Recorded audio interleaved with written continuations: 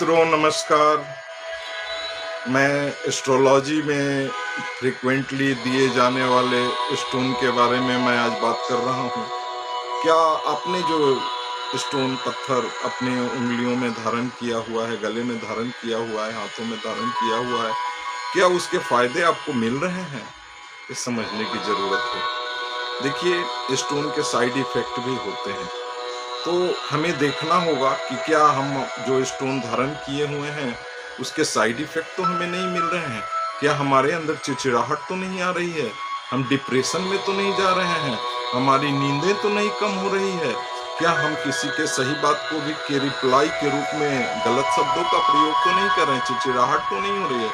या हमारे सही बात को दूसरे संबंधी वाइफ हो, पत्नी हो, माँ-बाप हो, वो समझ नहीं पा रहे हैं, उनका रिएक्शन तो गलत नहीं आ रहा है, उनमें झुंझलाहट तो नहीं आ रही है। तो इन सब चीज़ों को समझने की ज़रूरत है, जो हम कार्य कर रहे हैं, उसमें कितनी सफलता हमें प्राप्त हो रही है।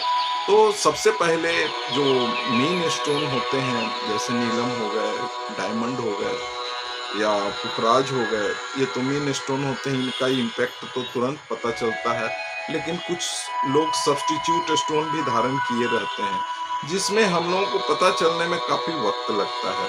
उस समय तक हम लोग अपने समय और अपने कार्यों का नुकसान कर कर चुके होते हैं। तो सबसे पहले ध्यान दीजिए कि फ़ील कीजिए कि जो मैं स्टोन कितने दिनों से धारण किए हुए हैं, उसका बेनिफिट हमें मिल रहा है या नहीं मिल रहा है।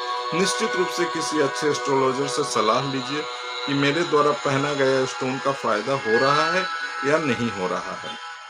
देखिए, कुंडली में प्रथम भाव, पंचम भाव, नवम भाव का स्टोन ही धारण करना चाहिए।